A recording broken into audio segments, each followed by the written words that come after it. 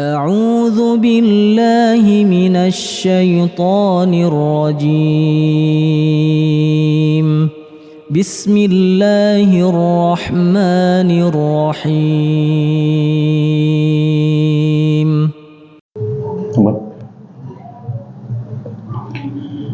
Bismillahirrahmanirrahim. Assalamualaikum warahmatullahi wabarakatuh. Alhamdulillahi rabbil alamin. Wabihi nasta'inu ala umuri dunya waddin. Wassalatu wassalamu ala asyrafil anbiya wal mursalin, nabiyina Muhammadin wa ala alihi wa ashabihi ajma'in, wa man tabi'ahum bi ihsanin liyaumiddin, amma ba'd. Alhamdulillah, ma'asyiral muslimin, jamaah Masjid Babus Salam yang dimuliakan Allah Subhanahu wa taala. Bersyukur kita kepada Allah Subhanahu wa taala, di hari ini kita sudah menjalani hari yang ke-6 dari bulan Ramadan kita ini. Tentu itu adalah nikmat dari Allah taala, yang mana kita masih diberikan kesempatan, diberikan kemampuan untuk bisa hadir di bulan Ramadan dan mengisi hari-hari Ramadan dengan berbagai macam ibadah, khususnya ibadah puasa kita di bulan Ramadan ini. Dan termasuk juga nikmatnya besar bahwasanya ketika di bulan Ramadan seperti ini, Allah Ta'ala memberikan kemudahan bagi kita untuk bisa membekali diri dengan bekal yang sangat bermanfaat, dan termasuk sebaik-baik bekal, yang mana Allah nyatakan bahwasanya wa tazawwadu fa inna khairaz zadi taqwa. Dan berbekalah kalian karena sebaik-baik bekal adalah bekal takwa. Nah, kalau kita lihat apa itu takwa, bahwasanya takwa itu adalah kita menjalankan segala yang Allah perintahkan dan menjauhi semua yang Allah larang. Dan kalau ditanya lagi bahwasanya bagaimana kita bisa mengetahui apa saja yang Allah perintahkan dan apa saja yang Allah larang? Bagaimana caranya? Hanya ada satu, yaitu dengan kita belajar, thalabul ilm. Karena dengan itulah kemudian Allah Subhanahu wa taala akan menjadikan kita faham mana yang menjadi perintahnya Allah taala dan mana yang menjadi larangannya Allah Subhanahu wa taala. Kalau kita tahu perintah, maka itu kita kerjakan. Kalau tahu itu larangan, maka itu kita tinggalkan. Dan para jemaah, tentu bahwasanya sumber ilmu terbesar dalam kita beragama adalah Al-Qur'an. Makanya semakin kita ingin mendapatkan ilmu yang manfaat, maka tidak bisa tidak, kita harus mengambil dari sumber aslinya, yaitu Al-Quran. Dan alhamdulillah di majelis kita kali ini, ya, di dalam bulan Al-Quran ini Allah Ta'ala memberikan kesempatan kepada kita untuk bisa menambah ilmu terkait dengan ilmu Al-Quran, yang mana dalam ilmu Al-Quran ini ada macam-macam tingkatan, dari ilmu cara membacanya, ilmu cara menghafalnya, kemudian ilmu memahaminya, dan ilmu mengamalkannya. Dan kita dalam majlis ini adalah tentang bagaimana kita memahami dari apa yang Allah firmankan di dalam Al-Quran. Dan insya Allah kita akan melanjutkan pembacaan kita tafsir Juz Amma, dan kita pada kesempatan kali ini insya Allah masuk kepada surat yang baru, di surat Al-Balad. Taib. Di dalam surat Al-Balad, Allah Subhanahu wa taala berfirman di sana, A'udzu billahi minasy syaithanir rajim. Bismillahirrahmanirrahim. La uqsimu bihadzal balad wa anta hillum bihadzal balad wa walidin wa ma walad. Laqad khalaqnal insana fi kabad. Ayahsabu an lan yaqdira alayhi ahad. Yaqulu ahlaktu malan lubada. Ayahsabu an lam yarahu ahad. Alam naj'al lahu 'ainayn wa lisanan wa syafatayn wa hadainahu najdayn. Tapi ini 10 ayat pertama dari surat Al-Balad. Semoga Allah Ta'ala memberikan keberkahan kepada kita semuanya dari apa yang kita dengar dari firman Allah Ta'ala ini. Baiklah para jemaah, di dalam memahami firman Allah Ta'ala ini, maka di sini kita mengambil faedah dari apa yang disampaikan oleh Fadilatul Syekh Muhammad bin Shalih Al-Utsaimin dalam tafsir Juz Amma yang beliau sampaikan. Beliau mengawali dari firman Allah Ta'ala, la uqsimu bihadzal balad. La, apa artinya la? Tidak. Itu salah satu makna dari kata la. Nah, tapi di sini ini bukan bermakna tidak. Kalau la makna tidak itu namanya la nafiyah. La yang meniadakan, namanya tidak. Ya. Juga bisa berarti la nahi, artinya jangan. Nah, la di sini apa maknanya? Ini bukan la nafiyah, bukan la nahiyah, bukan yang bermakna tidak, bukan bermakna jangan. Tapi maknanya di sini adalah la iftitah. Ya, istiftah, yang mana ini dijadikan sebagai pembuka ucapan dengan maksud apa? Dengan maksud untuk memberikan taukid, penekanan. Juga bisa memberikan makna bahwasanya ini sebagai tanbih atau peringatan agar orang perhatian. Di awal surat Allah mengatakan dengan la, kalau kita bacakan panjang ya, la uqsim. La-nya di sini ini untuk menarik perhatian. Jadi la taukid atau ya yang bermakna untuk menarik perhatian atau penekanan dari apa yang disampaikan setelahnya.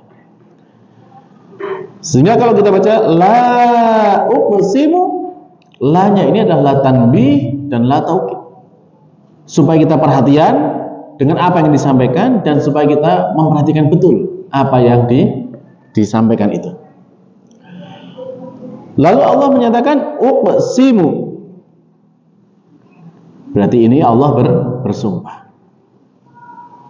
Ya, kalau sudah bersumpah, berarti sumpah ini menunjukkan bahwasanya itu sesuatu yang ditegaskan. Kalau kita bersumpah, pasti itu menunjukkan bahwasanya kita serius. Betul? Ya.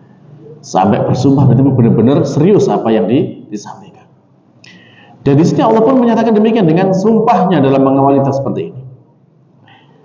Nah, dalam bahasa Arab ya tidak hanya bahasa Arab ya, dalam bahasa yang lainnya pun kalau seorang itu bersumpah biasanya dijadikan sumpah itu adalah sesuatu yang dia agungkan, kan gitu ya.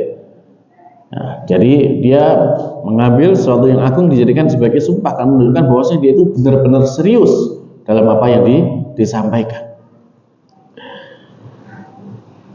Nah, pada kenyataannya ini ketika orang bersumpah itu dia menggunakan apa yang dia agungkan, apa yang dia istilahnya anggap itu sebagai sesuatu yang istimewa, meskipun pada hakikatnya tidak seperti itu. Kadang ada juga yang menjadikan sumpahnya itu dengan sesuatu yang remeh.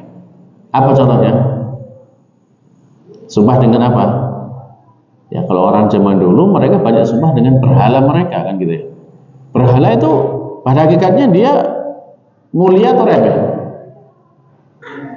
Ya remeh, tapi mereka muliakan, kan gitu kan, sehingga dijadikan sumpah ya, demi Lata, demi Uzza, ya demi Manat. Itu kan nama-nama berhala itu kan. Mereka jadikan sumpah padahal itu sesuatu yang remeh, tidak ada manfaatnya, tidak ada gunanya. Nah, lalu ya sehingga orang kalau mau mengambil sumpah biasanya juga mengambil dengan sesuatu yang diagungkan atau sesuatu yang dianggap besar bagi dia. Nah, di dalam bahasa Arab huruf sumpah itu ada 3. Ada huruf sumpah dengan waw, lalu ada dengan ta, dan ada dengan ba. Ya, kalau dengan ba itu biasanya kita dengarkan billahi, demi Allah gitu ya. Kita bersumpah demi Allah. Kalau ta ya tallahi, demi Allah, sama maknanya. Kalau waw ya wallahi, demi Allah. Kan sering kita gunakan, dengar itu kan ya dalam penggunaan. Ini namanya sumpah. Dan kalau kita selaku manusia dalam bersumpah, maka kita hanya diperbolehkan bersumpah itu dengan nama Allah. Tidak boleh menggunakan dengan nama makhluk. Lah bagaimana dengan ayat ini? Ayat ini Allah menyatakan la uqsimu bihadzal balad. Sungguh saya telah bersumpah dengan negeri ini. Maksudnya apa? Negeri Mekah. Lah gimana? Kan kata Rasulullah SAW bahwasanya man halafa biwarillahi faqad kafara au asyrak. Barang siapa yang dia bersumpah dengan selain Allah, maka sungguh dia telah kafir atau dia telah berbuat musyrik. Ini ya hadis sahih. Ya. Lah terus kok di sini ternyata ayatnya Allah bersumpah dengan negeri Mekah, kota Mekah. Terus gimana ini maksudnya?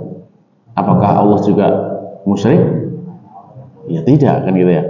Kalau kita selaku makhluk, maka kita hanya boleh bersumpah dengan nama Allah. Tapi kalau Allah yang bersumpah, maka Allah bebas menggunakan siapa saja yang Allah kehendaki untuk dijadikan sumpah. Dan itu menunjukkan apa? Menunjukkan agungnya makhluk yang dipilih oleh Allah untuk dijadikan sumpah. Dan di dalam ayat ini Allah bersumpah dengan Mekah. Kita semua tahu tentang keagungan Mekah, kan gitu ya? Luar biasa. Keagungan Mekah. Mekah adalah bumi Allah yang paling Allah ridhoi, dan bumi Allah yang paling dicintai oleh Rasulullah SAW, kan gitu. Bahkan termasuk keutamaan Mekah sangat banyak ya, keutamaan Mekah itu banyak sekali. Dan para ulama itu sampai menulis tentang ya al-arba'un fi fadli Mekah, 40 hadis tentang keutamaan Mekah.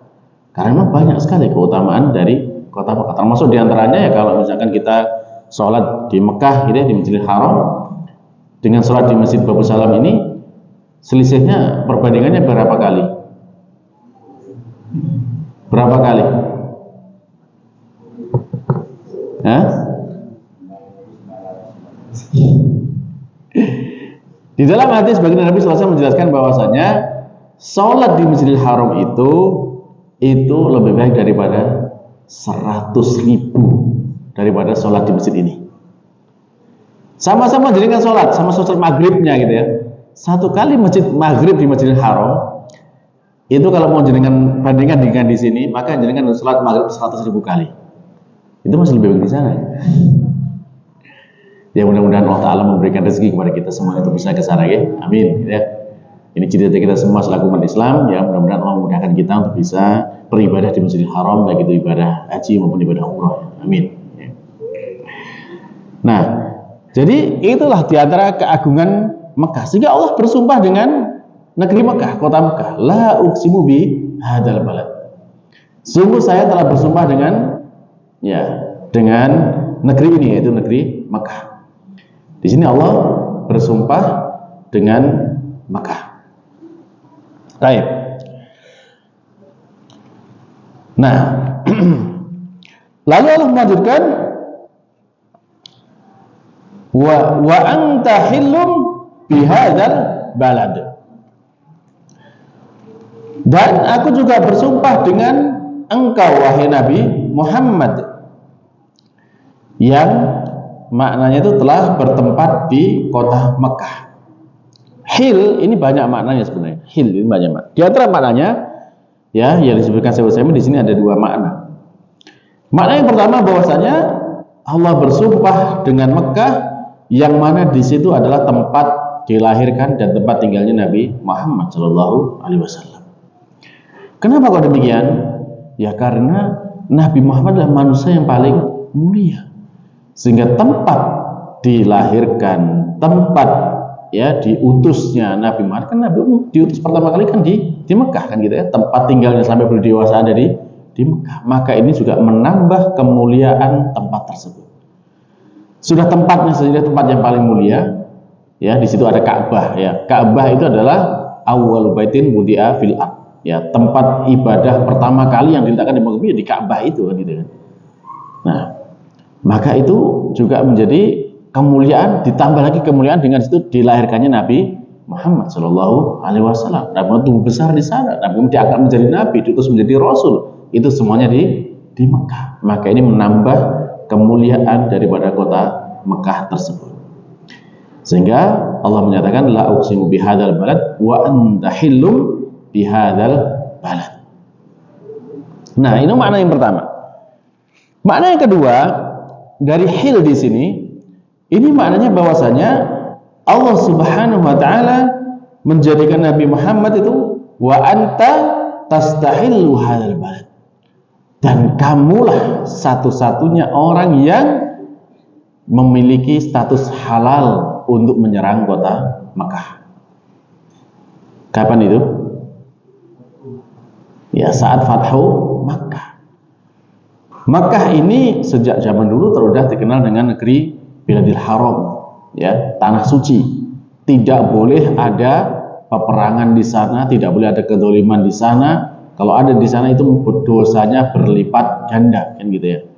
Sehingga orang-orang jahiliyah zaman dulu pun menghormati yang namanya Makkah. Bahkan sampai ketika mereka diserang tentara gajah, pasukannya siapa? Abraha, kan gitu kan? Ya, mereka milih tidak melawan, menghindar saja. Ya, Abu Thalib selaku pimpinan Mekah saat itu, ya, Abdul Muthalib selaku pimpinan Mekah saat itu ditanya kenapa kok gini? Ya udah, kita kan ini rumahnya Allah, kita percaya Allah yang akan menjaganya, kan itu ya. Akhirnya diturunkanlah burung ababil, kan itu. Nah, jadi mereka menghindari adanya peperangan di kota Mekah.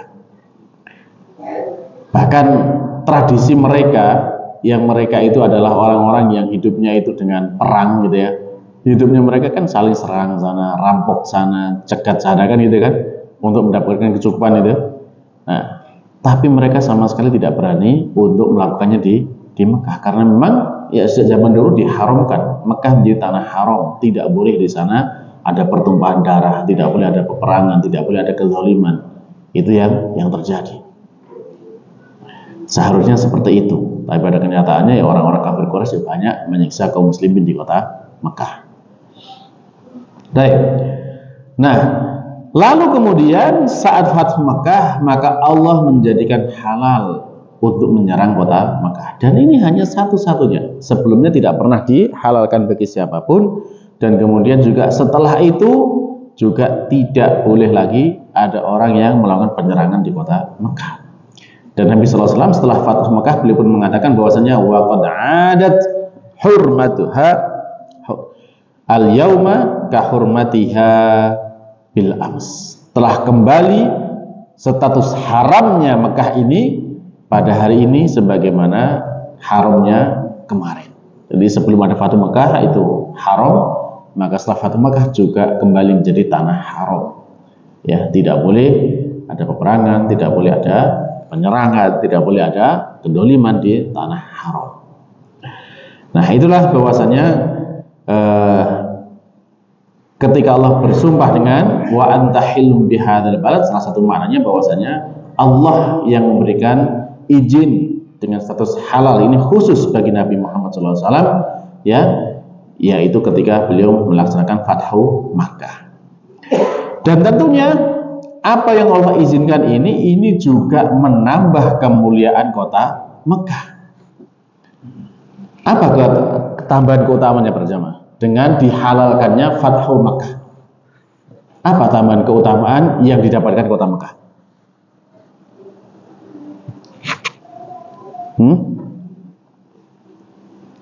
Gimana? Apa perubahan sebelum dengan setelah Fathu Mekah? Ya, jadi Mekah berubah dari negeri musyrik menjadi negeri tauhid.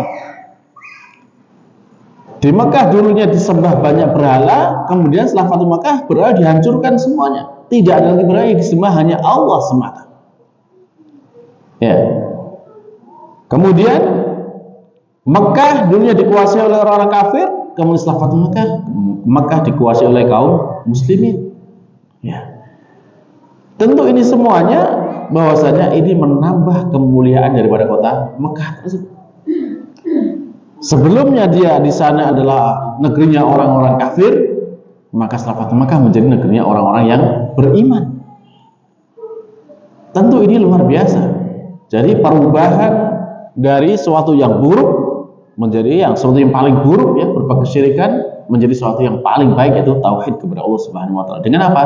Dengan Fathu Makkah. Sehingga ketika Allah menyatakan bahwasanya dengan apa? Dengan halalnya Fathu Makkah ini adalah untuk meraih kebaikan yang jauh lebih besar saat itu. Dan setelah itu tidak ada lagi yang bisa mendapatkan atau membuat kemaslahatan yang lebih besar daripada itu di Mekah. Makanya kemudian statusnya kembali menjadi tanah suci, tanah haram, tidak boleh ada peperangan di sana. Baik. Lalu kemudian Allah melanjutkan firman-Nya, wa walidi wa ma walada. Yang mana di sini Allah bersumpah dengan walid. Apa walid? Walid apa artinya walid? Kalau walad anak, kalau walad anak, kalau walid yang beranak. Kalau dalam bahasanya kan fa'il ya. Kalau fa'il itu kan perbuatan, fa'il orang yang mengerjakan. Jadi kalau walad itu anak, berarti walid itu ya orang yang punya anak. Ya. Dalam bahasa Arab seperti itu bahasanya kan gitu. Jadi di sini Allah bersumpah dengan wa walidiu wa ma walad. Dan demi apa yang beranak dan apa yang menjadi anaknya. Nah, di sini saya ingin menjelaskan bahwasanya maknanya ini apa. Beliau menjelaskan salah satu maknanya bahwasanya yang dimaksud dengan yang beranak atau yang memiliki anak itu adalah Nabi Adam. Dan kemudian wama walad, dan apa yang menjadi anaknya itu adalah semua keturunan Nabi Adam, yaitu manusia ini semuanya. Itu salah satu maknanya. Maka kalau dimaknai ini kalimat ma ya dalam bahasa Arab itu kan artinya kan apa? Apanya ini digunakan untuk benda yang tidak berakal. Adapun kalau berakal itu digunakan dengan man. Kalau dalam bahasa kita siapa. Jadi untuk orang berakal atau manusia itu dengan man. Maka dalam ayat ini wa ma walad, ma artinya adalah dengan makna man ya. Jadi ya dan siapa yang menjadi anaknya. Gitu. Karena kalau dalam bahasa Arab ma itu digunakan untuk sesuatu yang tidak berakal. Ya. Itu makna pertama. Makna kedua dari wa walidi wa ma walad, artinya ya secara umum global mencakup segala hal yang dia itu bisa punya anak dan apa yang menjadi anaknya. Apapun itu. Baik itu ya manusia, binatang, serangga, segala macam pokoknya. Ya tumbuhan juga kan ada yang beranak juga kan gitu ya. Ya, semuanya yang bisa beranak dan ya yang juga menjadi anaknya. Maka ini termasuk makna dari wa walidiu wa ma walad. Apakah itu ya yang bisa kita tahu maupun yang tidak kita tahu, pokoknya selama itu ya dia bisa beranak dan bisa memiliki anak, maka itu masuk dalam ayat ini.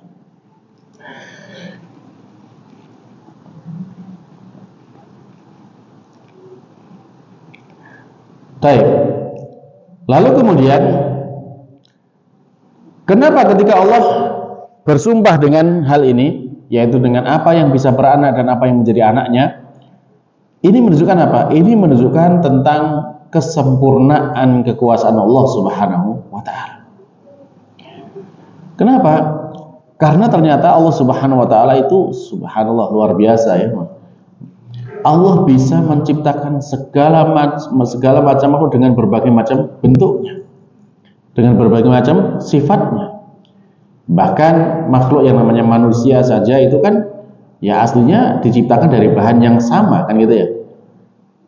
Ya dari air mani bertemu dengan sel telur menjadi manusia. Tapi di situ ya kita bisa lihat ya, manusia itu bisa menjadi macam-macam karakternya kan gitu ya. Ada yang taat, ada yang baik, ada yang mukmin, ada yang kafir, bahkan juga ada yang menentang-nentang gitu kan. Ya inilah namanya manusia. Padahal bahannya sama gitu kan. Dulunya dari tanah semuanya kan itu. Ya, tapi kemudian dalam perjalanannya ternyata manusia itu menjadi bermacam-macam. Sehingga Allah menyinggung di dalam surat Yasin ayat 77. Allah berfirman di sana, awalam yaral insanu anna khalaqnahu min nutfatin fa idza huwa khasimun mubin. Ya tidakkah manusia itu melihat apa? Bahwasanya kami dulu menciptakan manusia itu loh. Manusia itu diciptakan dari nutfah. nutfah itu ya dari saripati, dari air mani gitu ya. Sama semuanya seperti itu kan gitu kan.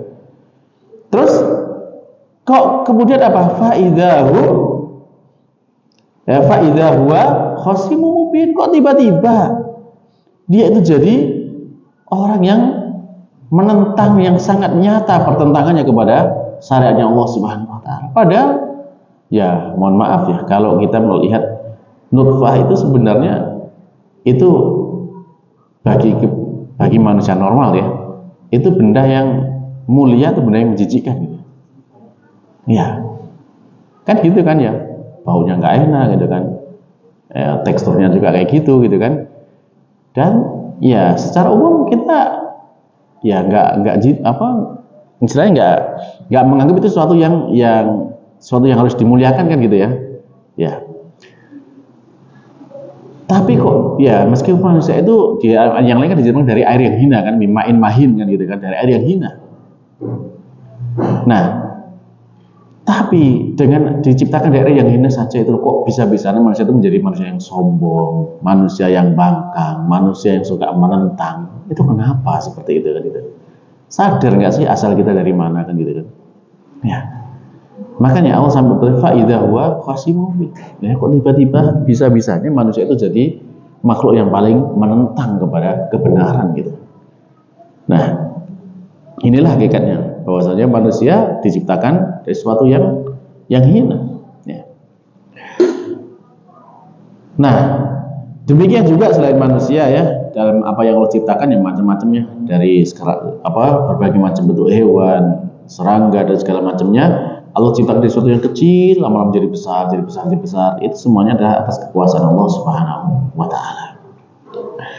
Nah, berarti makna tadi ya mencakup semuanya. Apakah manusia dan juga segala makhluk itu tercakup dalam ayat wa walidu wa ma walad.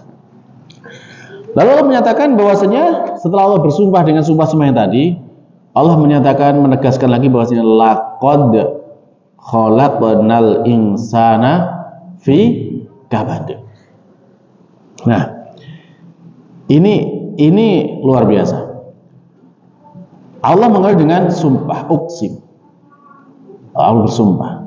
Ditambah dengan la. La ini juga makna la taukid. Ya, lam taukid. Sehingga sudah disumpah, ditambah ditekankan lagi, lalu kemudian juga dengan qad. Qad itu juga menunjukkan makna penekanan lagi, sehingga di sini 3 kali penekanan dalam ayat ini. Laqad, ya, uksimnya dari di awal kan, la uksimu, kemudian nyambung kepada laqad. Lalu ditambah lagi khalaqnal insana. Khalaq bentuknya bentuk madhi. Bentuk madhi itu bermakna juga tetap ya, tidak berubah lagi. Ini menunjukkan bahwasanya memang benar-benar harus kita perhatikan. Allah memberikan penekanan yang luar biasa ini. Laqad khalaqnal insana fi kabad. Sungguh benar-benar pasti telah aku ciptakan manusia itu dalam kondisi apa? Kabad. Nah, ini yang perlu kita pahami betul. Kabad, apa nih kabad ini? Ya. Sehingga nanti kalau kita paham seperti ini, ternyata memang ya inilah hakikat kita itu. Tadi Allah sudah menekankan berapa kali? 3 kali penekanan di depan kan ya. Ditambah dengan bentuk madhi, khalaqun. Jadi tidak akan berubah. Jadi memang seperti ini keadaan manusia selamanya seperti ini. Ya. Dalam keadaan apa? Kabad. Apa itu kabad? Kabad itu makna yang pertama, bahwasanya manusia diciptakan dalam bentuk yang tegak. Ya, ini mana yang pertama. Dan mana yang tegak berdiri, ya, yang berjalan di atas kedua kakinya dan kepalanya berada di atas. Ini menunjukkan apa? Memang Allah memberikan kemuliaan kepada manusia berbeda dengan makhluk yang lainnya. Coba jangan perhatikan makhluk-makhluk yang lain para jemaah. Ya, hewan itu, ya apakah kuda, apakah kambing atau apa. Itu kepalanya di bawah kan setara dengan pantat ya, mohon maaf kan gitu kan. Ya, hewan-hewan yang lain juga seperti itu kan. Ya, coba lihat. Yang secara naluri alamiah bahwasanya kepala yang tegak di atas, berada di atas sendiri itu manusia aja. Kan gitu kan? Ya. Ini menunjukkan bahwasanya Allah itu memuliakan manusia. Walaqad karomna bani Adam, sungguh telah kami memuliakan bani manusia itu dengan penciptaan yang luar biasa ini. Ya, dan dalam surat At-Tin menyatakan walaqad khalaqnal insana fi ahsani at-taqwim, sungguh telah kami menjadikan manusia dalam sebaik-baik bentuk. Nah, sehingga di sini dari makna ini kita bisa paham kalau Allah sudah memberikan kemuliaan kepada kita dengan memberikan bentuk yang istimewa kepada kita selaku manusia, ya tentunya kita harus sadar bahwasanya memang ya kita harus bersyukur kepada Allah Ta'ala. Ya, sudah dimuliakan, sudah diberikan kemuliaan, maka tentu sudah selayaknya kita bersyukur, kan gitu. Dengan apa? Ya dengan kita menjadi manusia yang taat, manusia yang menghamba kepada Allah Subhanahu wa Ta'ala. Tapi ini makna yang pertama. Lalu kemudian makna yang kedua dari kata kabat ini. Nah, makna kabat ini yang kedua adalah mukabadatul asya'i wa mu'ana Tuhan.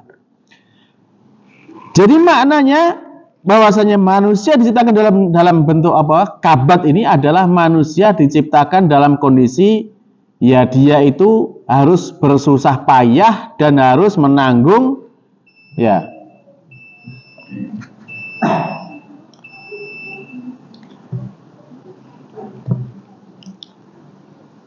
jadi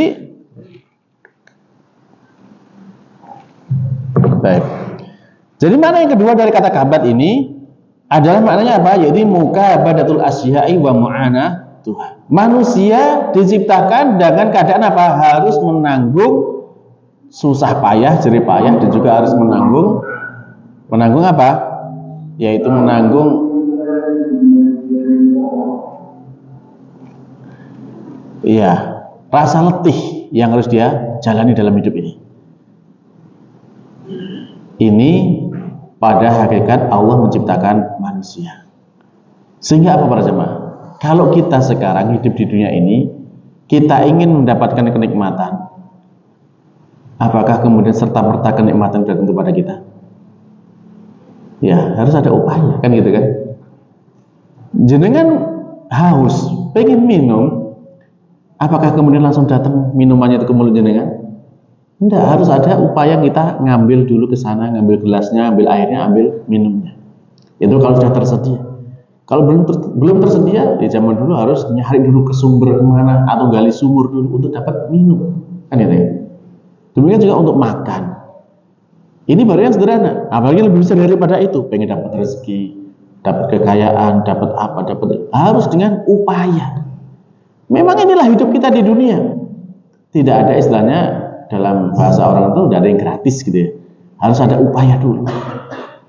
Ya kalau ingin mendapatkan sesuatu harus ada yang diupayakan. Dan disitulah kemudian manusia harus menanggung ya jerih payahnya dan harus menanggung rasa letih yang akan diterima ketika dia memperjuangkan apa yang ingin dia raih. Nah terus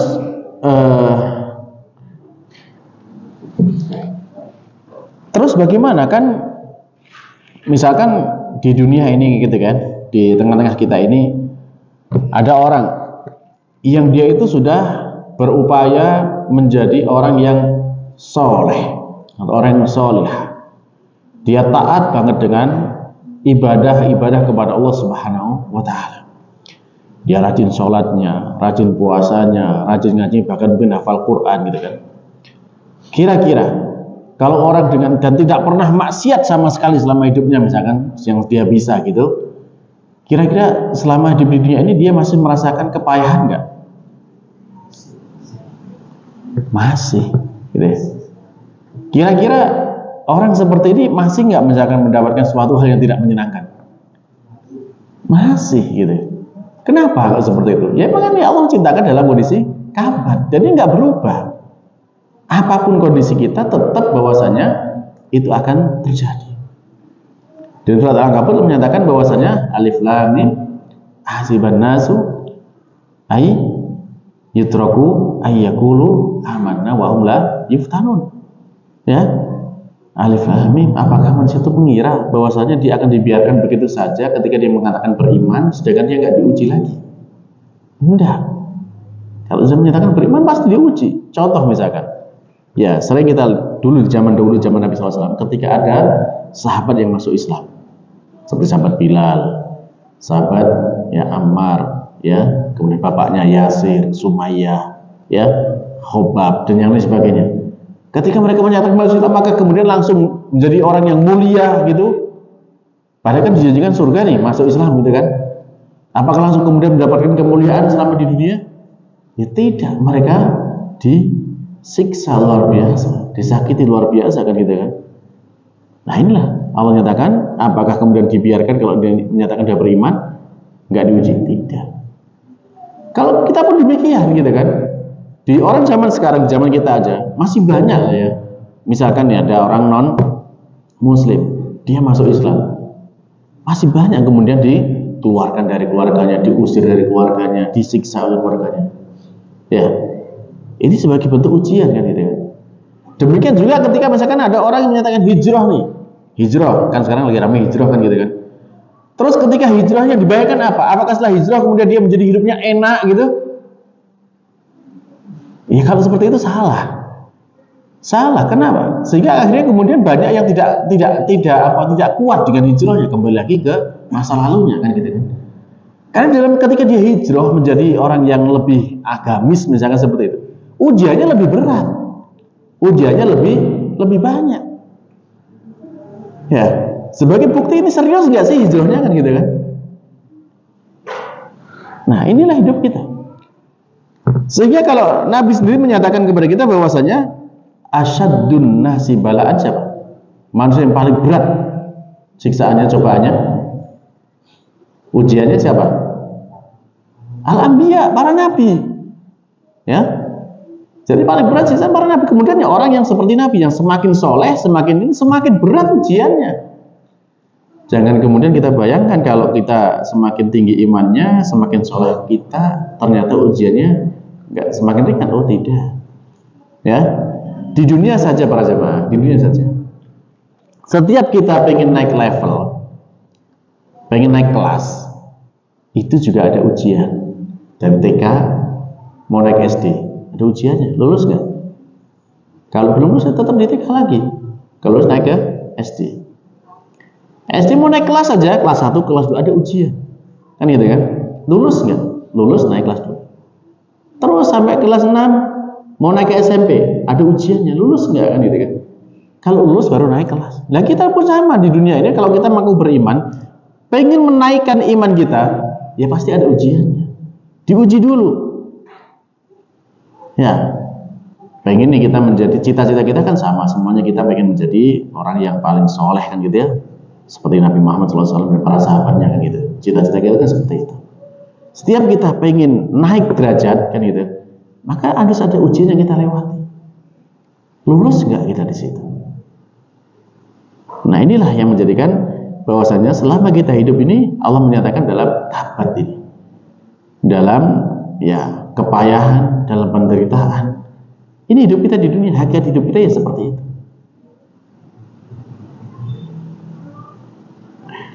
Baik. Maka ketika kita ya masih hidup di dunia ini, ya jangan kaget kalau ternyata kita ini masih mendapatkan ya realita bahwasanya kok berat ya hidup ini gitu ya. Ujian kok soromen gitu yang dirasakan. Kok ada aja gitu kan? Ya, gangguan-gangguan yang dihadapi. Nah, terus dengan seperti ini apa yang menjadi ilmu buat kita? Yang menjadi ilmu buat kita bahwasanya ketika kita membaca ayat ini, kita jadi paham. Memang ternyata ya inilah hidup gitu kan. Jadi kalau kemudian kita mendapatkan sesuatu yang tidak kita harapkan, sesuatu yang tidak kita inginkan, yaitu bagian dari ujian kita yang harus kita jalani. Dan kemudian ya, dalam hal seperti bagaimana kita menyikapinya? Pertemuan yang lalu sudah kita jelaskan. Saat kita mendapatkan sesuatu yang tidak kita senangi, apa yang kita lakukan? Ya kita sabar. Yang diminta dalam hidup kita apa? Tumakninah. Ya ayyuhan nafsul mutmainnah. Ya, kaitannya dengan surat sebelumnya kan? Ya, jadi dalam kita menghadapi aktivitas hidup kita ini tetap tenang jiwa kita kan gitu ya. Selalu kita hadapkan kepada Allah Ta'ala. Saat kita mendapatkan nikmat, alhamdulillah kita bersyukur. Saat kita mendapatkan sesuatu yang tidak kita sukai, ya kita bersabar. Dan apapun kondisi yang kita rasakan itu para jamaah, ya, baik itu kita senangi maupun tidak kita senangi, hakikatnya itu apa? Baik atau buruk buat kita? Hah? Kalau misalkan ada orang yang ditimpa dengan berbagai macam kesulitan yang gak ada habis-habisnya, itu buruk gak buat dia? Hah? Buruk atau tidak? Hah? Berarti kalau kita katakan buruk, bahwasanya Allah berbuat buruk dong. Itu takdirnya Allah, Allah yang menetapkan seperti itu kan, memberikan ujian kepada orang. Apakah benar Allah berbuat buruk kepada hambanya? Ya tidak. Nah terus gimana? Kan Allah, Rasulullah menyatakan dalam rukun iman yang ke-6, wa tu'mina bil qadari khairihi wa syarrihi. Ya, kalian beriman dengan takdir yang baik dan yang buruknya. Buruknya gimana? Buruknya itu dalam persepsi kita sebagai makhluk. Kadang kita menganggap itu sesuatu yang buruk gitu kan.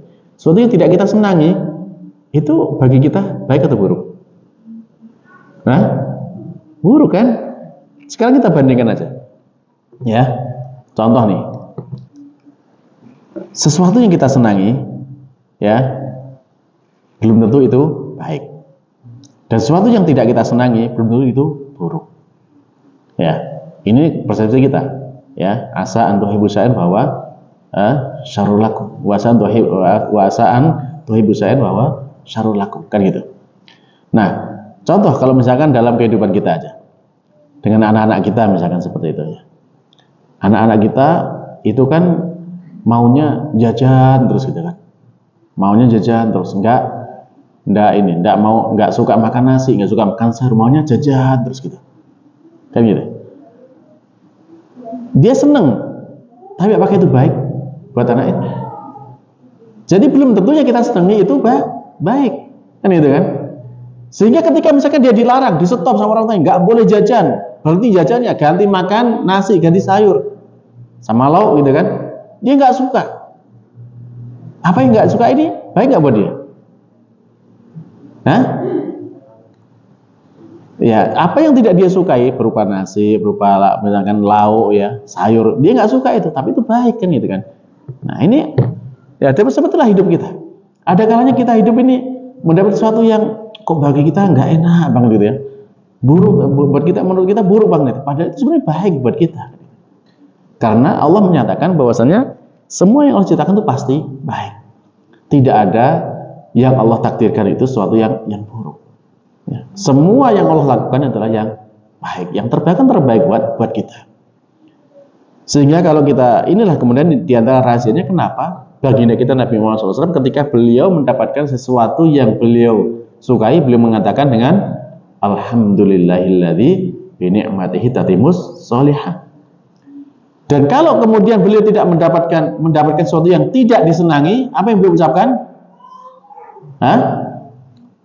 Alhamdulillah ala kulli hal. Jadi Nabi Muhammad dalam keadaan senang maupun tidak senang tetap mengucapkan alhamdulillah.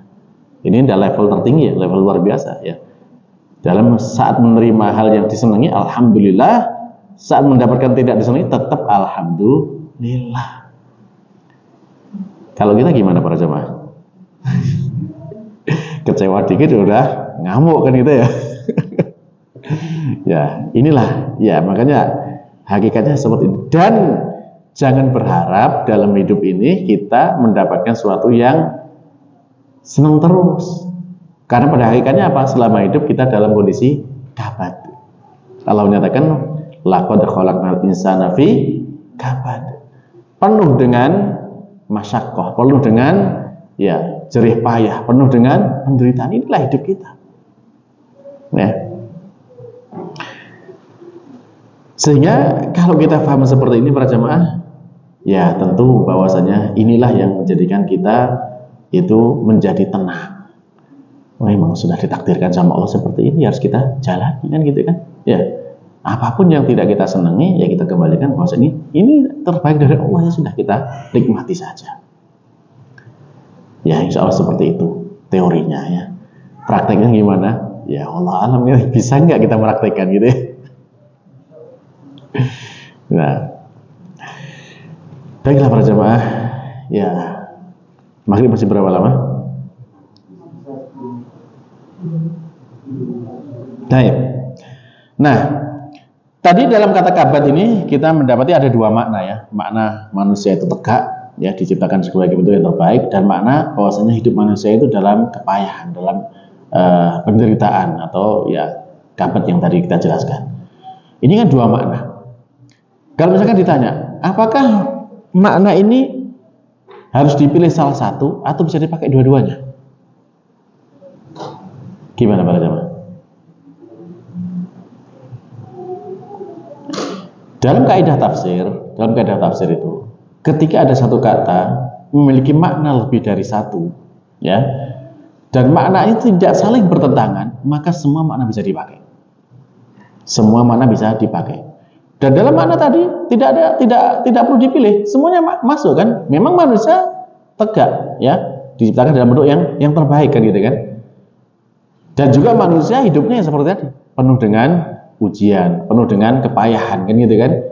Jadi bisa dipakai dua-duanya, tidak harus dipilih salah satunya. Nah, yang harus dipilih itu apa? Ketika misalkan maknanya itu bertentangan. Contoh misalkan, ketika Allah Subhanahu wa taala berfirman di dalam surat Al-Baqarah ayat 228. Allah berfirman di sana ya, wal mutallaqatu yatarabbasna bi anfusihinna thalathata quru. Ya.